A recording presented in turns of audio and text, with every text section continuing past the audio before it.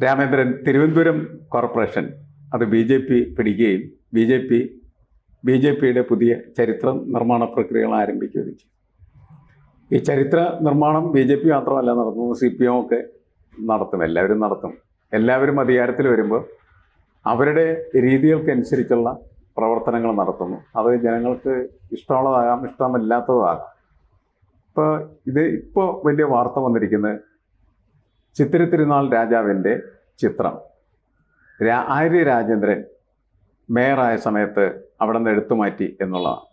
ഞാൻ അത്തരത്തിലുള്ള എടുത്തുമാറ്റലുകളെ കാണുന്നത് മാനസിക ചിത്തഭ്രമം ബാധിച്ച മനുഷ്യരുടെ പ്രവൃത്തി എന്ന നിലക്കാണ്. കാരണം കോർപ്പറേഷൻ തുടങ്ങിയ അന്ന് മുതൽ 85 വർഷം മുതൽ 1940 മുതൽ ഉള്ളൊരു ചിത്രമാണ്. അത് പെടുന്നതിനെ എടുത്തു മാറ്റണം എന്ന് ഒരു മേയർക്ക് തോന്നിയാൽ അവർക്ക് എന്തെങ്കിലും മാനസിക അസുഖമുണ്ട് എന്ന് വിചാരിക്കുന്നതാണ് നല്ലത് എന്നാണ് എനിക്ക് തോന്നുന്നത്. അതൊരു രാഷ്ട്രീയ കാരണം പോലും അല്ല ശരി. കാരണം ബാക്കിയുള്ള ചിത്രങ്ങളെല്ലാം അവിടെ ഇരിക്കുന്നുണ്ട്. ഇപ്പം എന്താണ് ഇത് ഇപ്പോൾ അത് തിരിച്ചു കൊണ്ടുവന്നു, രാജേഷ് അത് തിരിച്ചു വെച്ചിരിക്കുന്നു. എന്താണ് രാമേന്ദ്രൻ ഇതിൽ ഒരു നിരീക്ഷണം എന്താണ് ശരി? അത് തിരിച്ച് അവിടെ കൊണ്ട് കൗൺസിൽ ഹാളിൽ വെച്ചിരിക്കുന്നത്. കൗൺസിൽ ഹാളിലായിരുന്നു.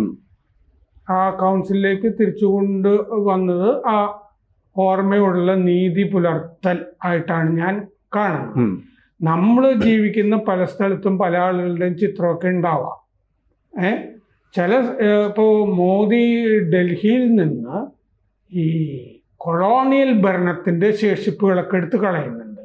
അത് ഈ രാജാവിൻ്റെ പേരിലൊക്കെ ഉള്ള, രാജാവ് എന്ന് പറഞ്ഞാൽ ബ്രിട്ടീഷ് രാജാവിൻ്റെയൊക്കെ, ജോർജ് ആറാമിൻ്റെയൊക്കെ പ്രതിമയുണ്ടാവുക, ജോർജ് ആറാമിൻ്റെ പേരിലോ ഏതെങ്കിലും ബ്രിട്ടീഷുകാരൻ്റെ പേരിലോ ഒക്കെ റോഡ് ഉണ്ടാവുക, ഇങ്ങനത്തെയൊക്കെയുള്ള സംഗതികൾ നമുക്ക് അറിവ് പോലും ഉണ്ടാവാത്ത ചില സായിപ്പന്മാരുടെ പേരിലൊക്കെ. ഈ തമിഴ്നാട്ടിലില്ലേ, ചെന്നൈയിൽ 900 റോഡുകളുണ്ട് ഈ സായിപ്പന്മാരുടെ പേരിൽ. കാരണം അവരുടെ ഫോർട്ട് സെൻറ്റ് ജോർജ് എന്ന് പറയുന്ന ആസ്ഥാനം ചെന്നൈയിലല്ലായിരുന്നു. ചെന്നൈ അവരുടെ ഭരണ കേന്ദ്രമായിരുന്നു. അതുകൊണ്ട് ധാരാളം റോഡുകളൊക്കെ അങ്ങനെയൊക്കെ ഉണ്ട്. അപ്പോൾ അങ്ങനത്തെ ഈ കൊളോണിയൽ തിരുശേഷിപ്പുകളൊക്കെ എടുത്ത് മാറ്റുന്നതൊക്കെ ശരി തന്നെ. പക്ഷെ അല്ലാത്തത് നമ്മുടെ നാട്ടിൽ നമ്മുടെ നാടിന് നന്മ ചെയ്ത ആളുകളുടെ ഒരു ചിത്രങ്ങൾ ഉണ്ടെങ്കിൽ അതവിടെ ഇരിക്കുന്നതുകൊണ്ട് ആർക്കെന്ത് ദോഷമാണ്? ഇപ്പോൾ ഈ ചിത്തിര തിരുനാളിൻ്റെയും ആ കാലത്തെ തിരുവിതാംകൂർ രാജകുടുംബത്തിൻ്റെയൊക്കെ കാലത്ത് ഉണ്ടായ സാധനങ്ങളല്ലേ ഇപ്പോഴും തിരുവനന്തപുരത്തുള്ള പല സംഗതിയും. ഞാൻ ഉദാഹരണത്തിന് ഇത് തന്നെ കോർപ്പറേഷൻ 1940 തന്നെ കോർപ്പറേഷൻ ആകുമ്പോൾ മഹാരാജ ചിത്തിര തിരുനാളിൻ്റെ കാലത്താണ് അത് കോർപ്പറേഷൻ ആകുന്നത്. അവിടെയുള്ള ഇപ്പോൾ നമ്മൾ കാണുന്ന സെക്രട്ടേറിയറ്റ് അത് രാജാവിൻ്റെ കാലത്ത് സ്ഥാപിച്ചിട്ടുള്ളതാണ്. ഹജൂർ കച്ചേരി എന്ന് പറയുന്ന സ്ഥലമാണ് സെക്രട്ടേറിയറ്റ്. മൃഗശാല, മ്യൂസിയം, പിന്നെ അവിടുത്തെ ഈ ട്രാൻസ്പോർട്ട് എന്ന് പറയുന്ന സംവിധാനമില്ലേ, ബസ്, ഇതൊക്കെ, ജനറൽ ആശുപത്രി, സർ CPA KCS മണി വെട്ടിയപ്പോൾ ചികിത്സിക്കുന്നതും ജനറൽ ആശുപത്രിയിലല്ലേ, ഡോക്ടർ കേശവൻ നായർ. പിന്നെ ഡ്രെയിനേജ് സംവിധാനം അവിടുത്തെ, ഇതൊക്കെ രാജ കൊട്ടാരത്തിൻ്റെ. ഞാൻ പഠിച്ച യൂണിവേഴ്സിറ്റി കോളേജ് അതും അല്ലേ, ട്രാവൻകൂർ യൂണിവേഴ്സിറ്റി, സർ CPA ഐൻസ്റ്റൈന് ആദ്യത്തെ വൈസ് ചാൻസലറായിട്ട് ക്ഷണിച്ചില്ലേ, ട്രാവൻകൂർ യൂണിവേഴ്സിറ്റി. അതല്ലേ കേരള യൂണിവേഴ്സിറ്റി ആയിട്ട് അവിടെ ഇരിക്കുന്നത്. ആ കെട്ടിടമൊക്കെ 1990 നാട് നീങ്ങുന്നത്, ചിത്തിര തിരുനാൾ. അതുവരെ അദ്ദേഹം ജീവിച്ചിരുന്നല്ലോ. 1936 ക്ഷേത്രപ്രവേശന വിളംബരം ചെറിയ കാര്യമാണോ? ഗാന്ധിയെപ്പോലുള്ള ആളുകളൊക്കെ പ്രകീർത്തിച്ചതല്ലേ, ഇത് ഭാവിയിലേക്കുള്ള വലിയ ഈടുവെപ്പാണെന്നൊക്കെ പറഞ്ഞ കാര്യമാണ്.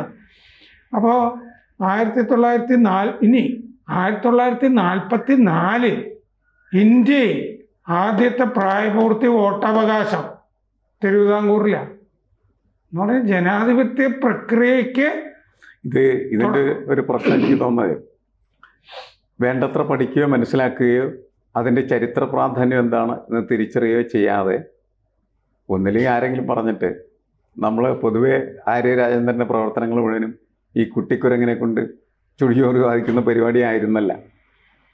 അത്രമാത്രം അവർ ജനവിരുദ്ധമായ രീതിയിൽ മാറിത്തിരുന്നതിലും അല്ലെങ്കിൽ അപ്രിയമായി മാറിത്തിരുന്നതിലും പ്രധാനപ്പെട്ട കൈകൾ എന്ന് പറയുന്നത് ഇവരുടെ പിന്നിൽ ഇങ്ങനെ ഇവരെ കൊണ്ട് പ്രവർത്തിപ്പിച്ചിരുന്ന CPM നേതാക്കളുടേതായിരുന്നു. അതായിരുന്നു പ്രശ്നം എന്നാണ് എനിക്ക് തോന്നുന്നത്. ഇപ്പം അവർ പറയുന്നതൊക്കെ കേൾക്കും. ഏറ്റവും മോശം മേയറായിരുന്നു എന്നുള്ളത് ആ ഓഡിറ്റ് റിപ്പോർട്ടില്ലേ നോക്കിയാൽ കാണാം. ഒരു പദ്ധതി കാശ് കിട്ടുന്ന പദ്ധതിയൊന്നും നടപ്പാക്കാതെ കാശൊക്കെ ലാപ്സായി പോയി എന്നൊക്കെ ലോക്കൽ ഫണ്ട് ഓഡിറ്റിന്റെ റിപ്പോർട്ടിൽ പറഞ്ഞിട്ടുണ്ട്. പിന്നെ ഗ്രൂപ്പ് ഉണ്ടല്ലോ, പാർട്ടിയുടെ അകത്ത് ഗ്രൂപ്പില്ലാതെ ഇല്ലല്ലോ. ഇവരെ വേണ്ട എന്ന് വിചാരിച്ചിട്ടുള്ള ഗ്രൂപ്പ് ഇവരെ കൊണ്ട് പേഴ്സൺ പറഞ്ഞ പോലെ ചുടുചോറ് വാരിച്ചിട്ടുണ്ടാവും ഈ അപ്രിയമായ കാര്യങ്ങളൊക്കെ ചെയ്യാൻ. ഒന്നാമത് തിരുവനന്തപുരത്ത് ഇവിടത്തെ പോലെയൊന്നുമല്ല ഇത്. ഈ കോഴിക്കോടോ കൊച്ചിയോ പോലെയൊന്നുമല്ല. അവിടെ ആ രാജകുടുംബത്തിനും ആ രാജാക്കന്മാർക്കും ഒക്കെ എന്നും അവിടെ വലിയ വിലയാണ്. അത് ഇത്തരം കാര്യങ്ങളൊക്കെ ചെയ്തിട്ടുള്ള കൊണ്ടും കൂടി ആയിരിക്കണം. അവിടെ അതൊരു വികാരമൊക്കെയാണ്. അതുകൊണ്ടാണല്ലോ പി കേരളവർമ്മ രാജാവ് അവിടെ നിന്ന് കഴിഞ്ഞപ്പോൾ 1.5 ലക്ഷം വോട്ട് കിട്ടിയില്ലേ പണ്ട് ഹിന്ദു മുന്നണി.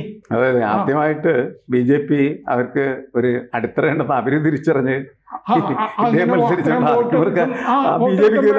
കുടുംബത്തിൽ നിന്ന് ഒരാൾ നിൽക്കുന്നതുകൊണ്ടാണ്. പിന്നെ നമ്മള് വ്യവസായ വികസനം നോക്കുക. ഫാക്ടിലെ ആലുവ, ട്രാവൻകൂർ റയോൺസ്, കുണ്ട്ര ലിൻഡ്, ടൈറ്റാനിയം, ട്രാവൻകൂർ സിമൻസ്, പള്ളിവാസൽ ജലവൈദ്യുതി പദ്ധതി. പിന്നെ ഈ പറഞ്ഞ പോലെ ഈ ഭരണകാലത്തൊക്കെ ലണ്ടൻ സ്റ്റോക്ക് എക്സ്ചേഞ്ചിലൊക്കെ പോയി നാട് പണയം വെക്കുക, മണിയടിക്കുക തുടങ്ങിയ കാര്യങ്ങളൊക്കെ അല്ലേ ചെയ്തുകൊണ്ടിരുന്നത്. 1941 ഇനി ചില ഡാറ്റ പറയാം. 1941 ഇന്ത്യയുടെ ശരാശരി ആയുർദൈർഘ്യം 27 വയസ്സായിരുന്നപ്പോൾ തിരുവിതാംകൂറിൽ 41 അത്. അതുപോലെ ശിശുമരണ നിരക്ക് ഇന്ത്യയിൽ ഓൾ ഇന്ത്യ ദേശീയ ശരാശരി അങ്ങനെ അതിൻ്റെ ഇരട്ടിയായിരുന്നു ഇവിടെ. എന്ന് പറഞ്ഞാൽ ശിശുക്കളുടെ മരണം ഇവിടെ കുറവായിരുന്നു. അതാണ് ഞാൻ ഉദ്ദേശിക്കുന്നത്. 25,000 പേർക്ക് ഒരു ആശുപത്രി തിരുവിതാംകൂറിലുണ്ടായിരുന്നു. ഇന്ത്യയിൽ അത് 1 ലക്ഷം പേർക്കായിരുന്നു ദേശീയ ശരാശരി. ഇന്ത്യയിൽ സാക്ഷരത ദേശീയ ശരാശരി 12% തിരുവിതാംകൂറിൽ 57% ആയിരുന്നു.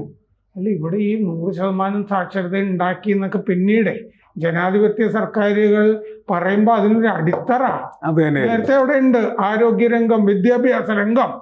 തിരുവിതാംകൂർ ബജറ്റിന്റെ 20% ആരോഗ്യരംഗത്തിനും വിദ്യാഭ്യാസ രംഗത്തിനുമായിരുന്നു.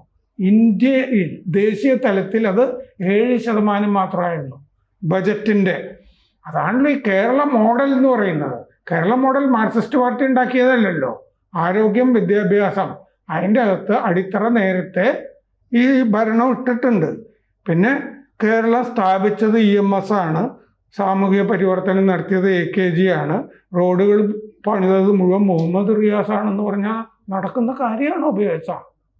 ഇങ്ങനെയല്ലേ ഇപ്പൊ പാർട്ടി പറഞ്ഞുകൊണ്ടിരിക്കുന്നത്. അപ്പൊ 85 കൊല്ലം മുമ്പ് നഗരസഭ സ്ഥാപിച്ചത് ചിത്രിക്കുന്ന ആളാണ്. സ്ഥാപകന്റെ ഒരു ചിത്രം അവിടെ വെക്കുന്നതിൽ എന്താ തെറ്റ്? പിന്നെ പത്മനാഭസ്വാമിക്ക് ലക്ഷദീപം സമർപ്പിക്കുന്ന ദിവസം ആണ് ഇന്നലെ. അപ്പോഴാണ് ഈ ചിത്രം മടങ്ങി കോർപ്പറേഷൻ ഹാളിൽ എത്തിയത്. അപ്പൊ ഇങ്ങനെ ഒക്കെ അതിന്റെ പശ്ചാത്തലമുണ്ട്. BJP ചെയ്തത് തെറ്റാണോ? BJP മാത്രമല്ലല്ലോ, ഈ ആര്യ രാജേന്ദ്രന് മുമ്പ് അവിടെ ഇവരുടെ ഭരണമുള്ളപ്പോഴും ഉണ്ടല്ലോ ചിത്രം, ഇല്ലേ? അല്ല, ഇത് കോൺഗ്രസ് ഭരണത്തിലില്ലേ? ഇതിന്റെ പ്രശ്നം ഇതാണ്. ചരിത്രം പഠിക്കുകയും അതിനെ വിലയിരുത്തുകയും ചെയ്താൽ ഇത്തരത്തിലുള്ള പരിപാടികളൊന്നും ചെയ്യില്ല. എന്തിനു ചെയ്തു എന്നുള്ളതിനൊരു ഉത്തരവില്ലല്ലേ ശരിക്കും.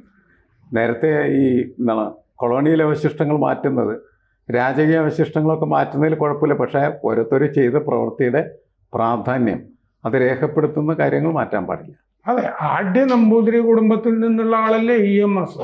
എത്രയോ ക്ഷത്രിയ കുടുംബങ്ങളിൽ നിന്നുള്ളവര് പാർട്ടിയിൽ അംഗങ്ങളായിട്ട് ചേർന്നിട്ടില്ലേ? ഞങ്ങൾ ക്ഷത്രിയ കുടുംബങ്ങളിൽ നിന്നുള്ളവരെ എടുക്കില്ല, ഞങ്ങൾ ആദ്യ ബ്രാഹ്മണ കുടുംബങ്ങളിൽ നിന്നുള്ളവരെ എടുക്കില്ല എന്നൊരു നയം പാർട്ടിക്കില്ലല്ലോ. പിന്നെ ഇവരുടെ ചിത്രം വെച്ചാൽ എന്താ കുഴപ്പം?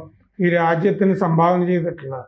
അതുകൊണ്ട് ഈ ഒരു തെറ്റുതിരുത്തൽ പ്രക്രിയ ഇതാണ് BJPയുടെ ഭാഗത്തുനിന്ന് ഉണ്ടായത് എന്നുള്ള കാര്യത്തിൽ തർക്കമുണ്ടോ? ഇല്ല, അതങ്ങനെ തുടരട്ടെ. എന്തായാലും അത്തരം കാര്യങ്ങൾ പ്രധാനപ്പെട്ട കാര്യം ഇതാണ്. ചരിത്രത്തിൽ അവരെന്ത് ചെയ്തു എന്ന പ്രാധാന്യം ഉൾക്കൊണ്ടുകൊണ്ട് ഇതെല്ലാം ചെയ്യാൻ പാടുള്ളൂ. അത് അങ്ങനെ ചെയ്യണം. അതിന് ചരിത്ര ബോധം വേണം. അതല്ലാതെ അല്ലാതെ നമ്മുടെ പാർട്ടിയാണ് ചരിത്രം മുഴുവൻ ഉണ്ടാക്കിയതെന്ന് വിചാരിച്ചു കഴിഞ്ഞാൽ ഈ അബദ്ധമൊക്കെ ഉണ്ടാവും. പ്രേക്ഷകരോട് ഒരു അഭ്യർത്ഥനയുണ്ട്. ABC-ക്ക് ഒരു ഹിന്ദി ചാനൽ കൂടിയുണ്ട്. അത് കേരളത്തിന് മാത്രമല്ല, ABC ഭാരതത്തിന് തന്നെ ഒരു ജാലകമാകണം എന്ന ആഗ്രഹത്തിൽ നമ്മൾ കുറച്ചു കാലമായി ഈ ഹിന്ദി ചാനൽ തുടങ്ങിയിട്ട് നന്നായിട്ട് പോകുന്നു. അതും സബ്സ്ക്രൈബ് ചെയ്യുക. കൂടുതൽ വാർത്തകളും വിശേഷങ്ങളും നിങ്ങളിലേക്ക് എത്താൻ ABC മലയാളം സബ്സ്ക്രൈബ് ചെയ്യുക, ബെൽ ബട്ടണും അമർത്തുക.